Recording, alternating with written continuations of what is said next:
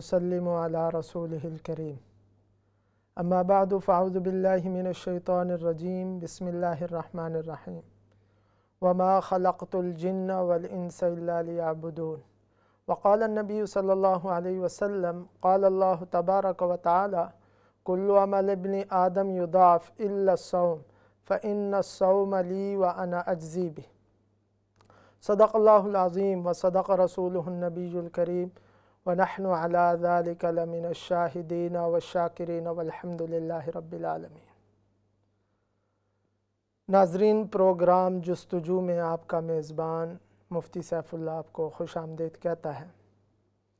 अल्लाह करे हम सब अपने अहल व अयाल के साथ खैर व आफ़ियत के साथ हों और अल्लाह की तरफ से खैरें, बरकतें, भलाइयाँ हम सब को नसीब हों। हमारी जितनी हाजात हैं अल्लाह ताला अपने फ़ज़ल व करम से पूरी फ़रमाए। नाज़रीन, जैसा कि आप जानते हैं कि इस्लामी कैलेंडर के एतबार से शाबानुल मुअज़्ज़म का महीना शुरू हो चुका है।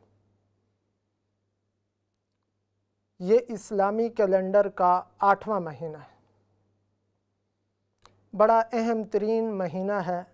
इसके अंदर बहुत सी इबादात हैं, बहुत से आमाल हैं जिन पर तवज्जो करने की ज़रूरत है, उनको सुनने, समझने और उन पर अमल करने की ज़रूरत है। उमूमी तौर पर हमने ये समझ रखा है कि शाबान के अंदर सिर्फ़ एक ही रात खैर व बरकत वाली होती है, जो शाबान की 15वीं रात है। वो भी खैर व बरकत वाली होती है, लेकिन शाबान का पूरा महीना नहायत खैर व बरकत का और रहमत का और अहमियत का हामिल है।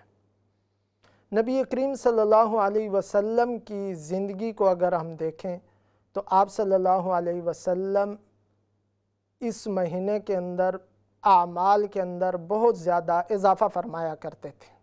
हत्ता कि जब रजब का महीना शुरू होता तो आप सल्लल्लाहु अलैहि वसल्लम एक दुआ फरमाना शुरू कर देते, अल्लाहुम्मा बारिक लना फ़ी रजब व शाबान व बल्लिगना रमज़ान। ऐ अल्लाह, हमारे रजब और शाबान में बरकत अता फरमा और हमें रमज़ान तक पहुँचा दे। आप सल्लल्लाहु अलैहि वसल्लम की सीरत, आप सल्लल्लाहु अलैहि वसल्लम के आमाल को अगर देखा जाए तो उससे ये बात पूरी तरह वाज़ेह होती है कि शाबान के महीना में आप सल्लल्लाहु अलैहि वसल्लम रमज़ान की तैयारी फरमाया करते थे। बहुत ज़्यादा इबादात के अंदर आप मुनहमिक हो जाते और बहुत कसरत से इबादात की तरफ मुतवज्जे होते और दूसरों को भी मुतवज्जे फरमाते। सबसे पहला अमल तो ये है कि शाबान के अंदर आदमी इसी दुआ को जारी रखे कि बारी ताला हम सब को रमज़ान तक पहुंचा दे, हमारे शाबान के अंदर बरकत अता फरमा। बरकत का मफ़हूम ये है कि हम शाबान के अंदर भी तेरी तरफ मुतवज्जे रहें और हमें इतना मौका मिले कि हम रमज़ान तक पहुँचें और तेरी अतात और फरमा बरदारी में लग जाएं। तो पहला अमल तो ये है आप सल्लल्लाहु अलैहि वसल्लम का, जो इस महीने के अंदर हमें करना चाहिए। कोई अमल आदमी अपने इरादे से और अपनी कोशिश से नहीं कर सकता जब तक कि अल्लाह ताला की तौफीक और अल्लाह ताला की मदद शामिल हाल ना हो। ला हौला वला कुव्वता इल्ला बिल्लाह। कोई आदमी नेकी का काम कर नहीं सकता और बुराई से बच नहीं सकता मगर अल्लाह ताला की मदद और तौफीक से। लिहाजा बहुत ज़्यादा एहतमाम की ज़रूरत है कि हम इस माह मुबारक के अंदर नबी करीम सल्लल्लाहु अलैहि वसल्लम की बयान करदा और तालीम करदा इस दुआ का एहतमाम करें। दूसरी बात यह है जो इस शाबानुल मुअज़्ज़म के हवाले से हमें मिलती है कि आप सल्लल्लाहु अलैहि वसल्लम इस महीने के अंदर बहुत कसरत से रोज़े रखा करते थे। आप सल्लल्लाहु अलैहि वसल्लम की सीरत को अगर देखा जाए, ज़िंदगी को देखा जाए تو ویسے ہی آپ صلی اللہ علیہ وسلم کے روزے رکھنے کا بہت زیادہ معمول تھا۔ چنانچہ اگر ہم دیکھیں تو ہر ہفتے میں 2 روزے آپ رکھا کرتے تھے، پیر اور جمعرات کا روزہ۔ تو اگر ان کو کاؤنٹ کیا جائے ایک مہینے کے اعتبار سے تو یہ 8 روزے تو یہ ہو گئے۔ اس کے علاوہ ایام بیز کے روزے آپ صلی اللہ علیہ وسلم رکھا کرتے تھے، 13، 14، 15، تو تقریباً 11 روزے تو یہ ہو گئے۔ اس کے علاوہ عاشورہ کے، محرم کے روزے، اس حساب سے نبی کریم صلی اللہ علیہ وسلم کی اگر زندگی کو دیکھا جائے تو 1/3 آپ صلی اللہ علیہ وسلم کی زندگی کا روزہ رکھنے کا معمول تھا، 1/3 دنوں کا، تو ایک بہت بڑا معمول تھا۔ لیکن اس مہینے کے اندر، شعبان کے مہینے کے اندر، آپ صلی اللہ علیہ وسلم بہت کثرت سے روزے رکھا کرتے تھے۔ حضرت عائشہ صدیقہ رضی اللہ تعالیٰ عنہ فرماتی ہیں کہ نبی کریم صلی اللہ علیہ وسلم پورے مہینے کے روزے تو رمضان کے رکھا کرتے تھے، شروع سے لے کر آخر تک، البتہ اس کے بعد شعبان کے مہینے میں سب سے زیادہ روزے رکھا کرتے تھے، بہت کثرت سے روزہ رکھا کرتے تھے۔ اور ام المؤمنین حضرت ام سلمہ رضی اللہ عنہ فرماتی ہیں کہ نبی کریم صلی اللہ علیہ وسلم شعبان کے مہینے کے اندر اتنی کثرت سے روزے رکھتے تھے کہ روزے رکھتے رکھتے اس کو رمضان کے ساتھ ملا دیتے تھے۔ اس کا بھی حاصل یہی ہے کہ بہت کثرت سے آپ صلی اللہ علیہ وسلم شعبان کے مہینے میں روزہ رکھا کرتے تھے۔ حضرت اسامہ بن زید رضی اللہ عنہ نبی کریم صلی اللہ علیہ وسلم کے بڑے چہیتے صحابی ہیں۔ حضرت اسامہ بن زید، حضرت زید بن حارثہ کے بیٹے، تو نبی کریم صلی اللہ علیہ وسلم کے ساتھ بڑا ان کا تعلق تھا، محبت کا، عقیدت کا، اور بہت کلوز تھے۔ انہوں نے ایک مرتبہ نبی کریم صلی اللہ علیہ وسلم سے سوال کیا شعبان کے مہینے کے بارے میں۔ وہ کہنے لگے، یا رسول اللہ صلی اللہ علیہ وسلم، ہم دیکھتے ہیں آپ کو کہ آپ رمضان اس مہینے کے اندر بہت زیادہ روزے رکھتے ہیں، اس کی کیا وجہ ہے؟ تو نبی کریم صلی اللہ علیہ وسلم نے فرمایا کہ ایک مہینہ جو رجب اور رمضان کے درمیان ہے، بہت سے لوگ اس کی عظمت اور اہمیت سے غافل ہیں، اور دوسری وجہ یہ ہے کہ اس ماہ مبارک کے اندر اعمال اٹھائے جاتے ہیں، اللہ کی طرف پہنچائے جاتے ہیں، تو میں یہ چاہتا ہوں کہ میرے اعمال اٹھائے جائیں تو میں روزے سے ہوں۔ یہ 2 وجوہات نبی کریم صلی اللہ علیہ وسلم نے ارشاد فرمائیں شعبان کے مہینے میں کثرت سے روزے رکھنے کی۔ پہلی وجہ یہ کہ بہت سے لوگ اس کی اہمیت سے غافل ہیں۔ رجب کا مہینہ اشہر حرم میں ہے، حرمت والے جو 4 مہینے ہیں ان میں سے ایک رجب کا مہینہ ہے، بڑا احترام والا اور عظمت والا مہینہ ہے، اور اس کے بعد شعبان کے بعد جو مہینہ آتا ہے وہ رمضان ہے، وہ تو سید الشہور ہے، سارے مہینوں میں سب سے اہم ترین اور سب سے عظیم مہینہ ہے، جسے شہر عظیم اور شہر مبارک کہا گیا حدیث میں، وہ ہے۔ یہ جو درمیان کا مہینہ ہے شعبان کا، اس کی اہمیت سے لوگ غافل ہیں۔ نبی کریم صلی اللہ علیہ وسلم نے فرمایا بہت سے لوگ غافل ہیں اس سے، حالانکہ اس کی اہمیت کو جاننا چاہیے اور اس کے جان کر اس کے اندر نیک اعمال کی طرف آگے بڑھنا چاہیے۔ تو نبی کریم صلی اللہ علیہ وسلم نے یہ وجہ فرمائی۔ تو غفلت کے موقع پر عبادت کرنا بہت زیادہ فضیلت کا باعث ہے۔ اس حدیث مبارک کے اندر شعبان کے مہینے میں روزہ رکھنے کی اہمیت اور کثرت اور آپ صلی اللہ علیہ وسلم کے اس عمل کی وجہ معلوم ہوتی ہے۔ تو آپ صلی اللہ علیہ وسلم نے فرمایا بہت سے لوگ غافل ہیں، میں اس میں عبادت کرتا ہوں، اور غفلت کے موقع پر عبادت کرنے کی وجہ سے عبادت کی اہمیت بہت زیادہ ہو جاتی ہے۔ جیسا کہ تہجد کی نماز ہے، تہجد کی نماز سب سے اہم ترین نماز ہے۔ ایک حدیث میں فرمایا سب سے افضل نماز رات کی نماز ہے۔ کیا وجہ ہے؟ کہ غفلت کا وقت ہوتا ہے، کہ لوگ سوئے ہوئے ہیں، غافل ہیں، اور جو ہے وہ نماز سے اور اللہ کے سامنے کھڑے ہونے سے لوگ غافل ہیں اور نہیں پڑھ پا رہے۔ اس موقع پر اللہ کے سامنے کھڑا ہونا یہ بہت زیادہ فضیلت کا باعث ہے۔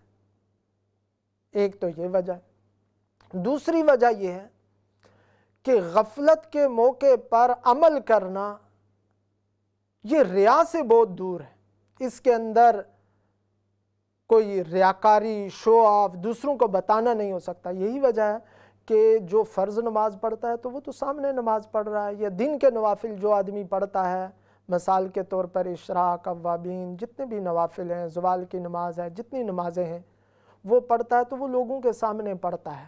لیکن جو تہجد کی نماز ہوتی ہے یہ ایک ایسی نماز ہوتی ہے جس میں اس کا دیکھنے والا صرف اللہ کی ذات ہوتی ہے، اور اس کا اللہ کے ساتھ ڈائریکٹ رابطہ ہوتا ہے، راز و نیاز ہوتا ہے۔ اسی طرح اس مہینے کے اندر لوگ تو غافل ہیں اور روزہ نہیں رکھ پاتے، تو جو لوگ اس مہینے کے اندر روزہ رکھتے ہیں تو وہ بہت زیادہ اجر کو پانے والے ہوتے ہیں۔ تو یہ وجہ بھی ہے۔ اور ایک اور وجہ یہ ہے، اس مہینے کے اندر کثرت سے روزہ رکھنے کی وجہ سے فضیلت کی اور اجر کے باعث ہونے کی ایک وجہ یہ ہے کہ جب سب کے ساتھ عمل کیا جائے تو وہ عمل آسان ہو جاتا ہے۔ جیسے رمضان کے اندر روزہ رکھنا آسان ہو جاتا ہے، روزہ چھوڑنا مشکل ہو جاتا ہے۔ ایک مسلم معاشرے کے اندر، مسلمانوں کے ماحول کے اندر روزہ رکھنا آسان ہو جاتا ہے، روزہ چھوڑنا مشکل ہو جاتا ہے۔ لیکن اس کے برعکس شعبان کا مہینہ ہو یا دوسرا مہینہ ہو، جب لوگوں نے روزے نہ رکھے ہوں اور لوگ غفلت میں ہوں، تو ایسے موقع پر روزہ رکھنا یہ ایک مشکل کام ہے۔ تو اس لیے اس مہینے کے اندر روزہ رکھنا اجر کا باعث ہے اور فضیلت کا باعث ہے اور قرب کا باعث۔ تو ریا سے دور ہوتا ہے، نفس پر مشقت ہوتی ہے، اور یہ آدمی جو غفلت کے موقع پر عبادت کر رہا ہے یہ سب کی طرف سے بلا اور آفتوں کو روکنے والا ہے۔ یہ ایک ایسا آدمی ہے جو ایک ایسی لوگوں کے اندر، معاشرے کے اندر، غفلت کے اندر لوگ پڑے ہوئے ہیں، لیکن یہ اللہ کو یاد کیے ہوئے ہیں اور اللہ کی اطاعت اور فرما برداری میں لگا ہوا ہے، تو جتنی بھی آفات اور بلیات اور پریشانیاں اور مصائب آ رہی ہیں یہ ان کو روکنے والا۔ اسی کو حدیث میں فرمایا کہ بازار کے اندر جو آدمی اللہ کا ذکر کرتا ہے وہ ایسا ہے، وہ اس کو فضیلت ایسے ہی حاصل ہے جیسے اللہ کے لیے لڑنے والے لشکر میں باقی لوگ بھاگ جائیں اور اکیلا ایک آدمی دشمن سے مقابلہ کر رہا ہو، لڑ رہا ہو، تو کتنی فضیلت کی بات ہے، اور کتنا اللہ تعالیٰ کو اس کو قرب حاصل ہوگا اور اللہ کی محبت اسے حاصل ہوگی۔ بالکل اسی طرح جو آدمی غفلت کے مقام یعنی بازار کے اندر جہاں پر لوگ خرید و فروخت میں لگے ہوئے ہیں، دنیاوی چیزوں میں لگے ہوئے ہیں اور اپنے آخرت کو بھولے ہوئے ہیں، وہاں پر ایک شخص اللہ کو یاد کر رہا ہے تو یہ شخص اسی طرح اللہ کے ہاں محبوب ہے۔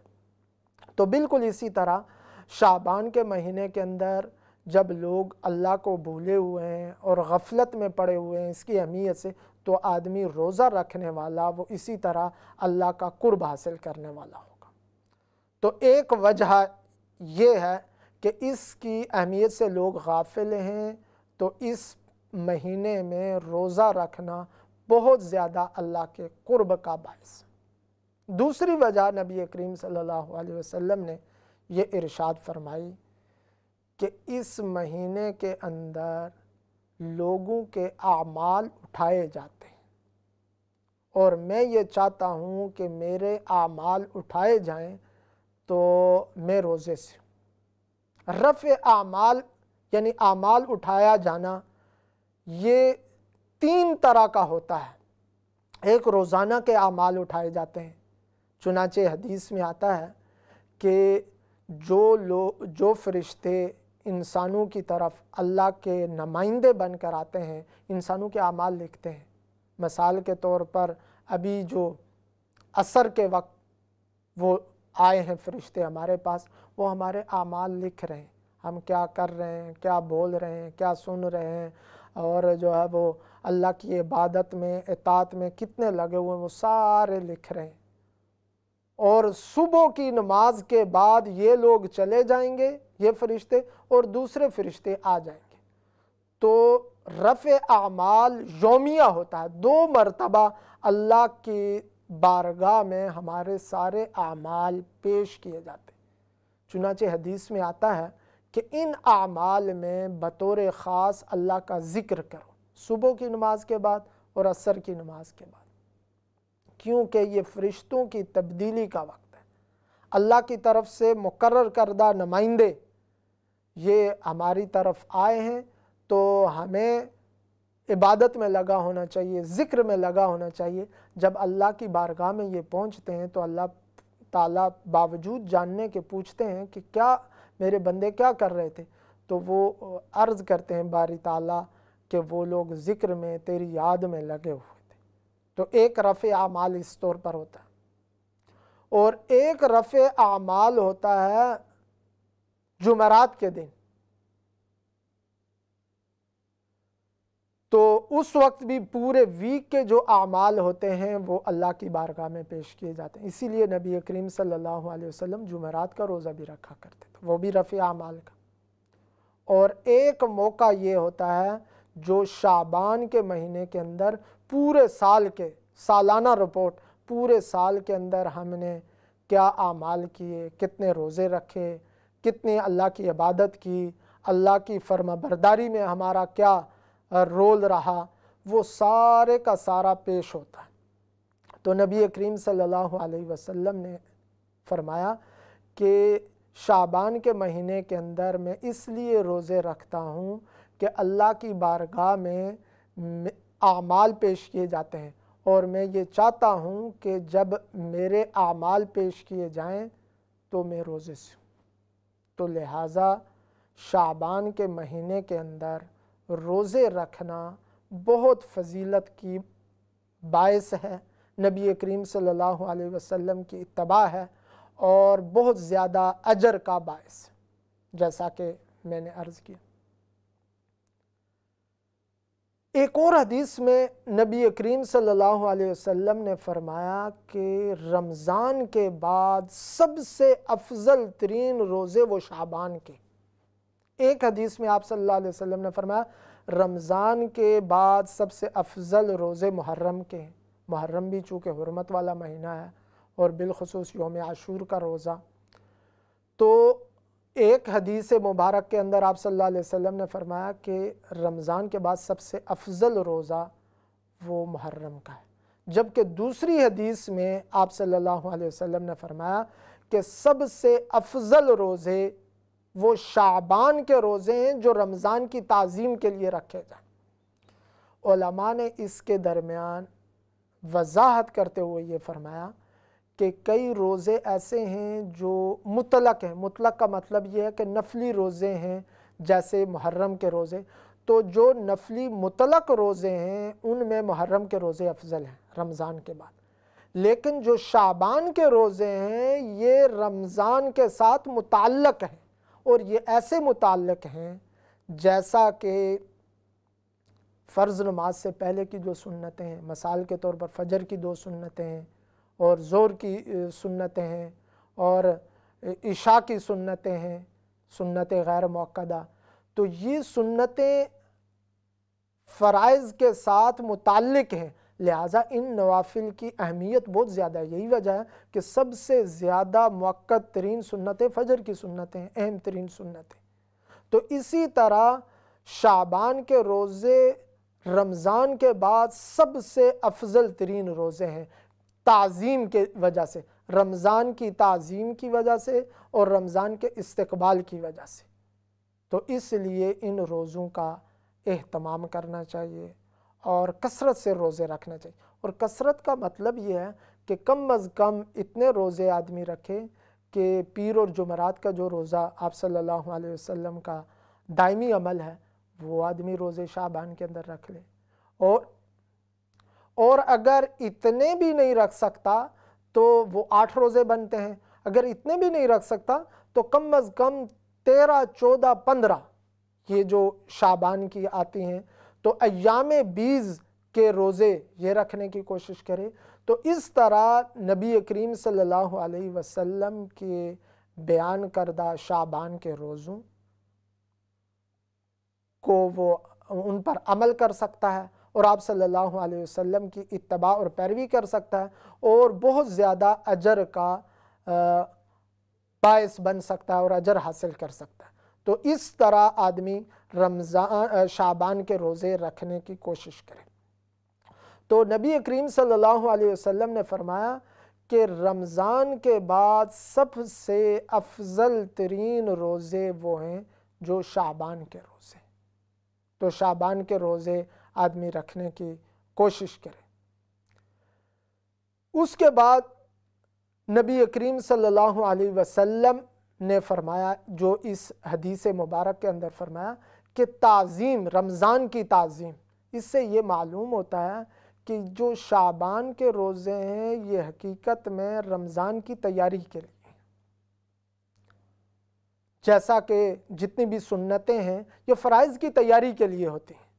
اگر ایک آدمی اپنی مشغولیت کو چھوڑ کر فوری طور پر آ کر نماز میں شامل ہو جائے گا، فرض نماز میں، تو وہ اس طرح متوجہ ہو کر نماز نہیں پڑھ سکے گا، اللہ تعالیٰ سے اس طرح اس کا لنک اور رابطہ نہیں ہو سکے گا بنسبت اس کے کہ اگر وہ کچھ وقت پہلے فارغ ہو کر آئے اور آ کر پہلے سنتیں ادا کرے، جو آپ صلی اللہ علیہ وسلم کا عمل ہے، جنہیں سنن رواتب کہا جاتا ہے، سنن مؤکدہ کہا جاتا ہے، جن کی تاکید ہے۔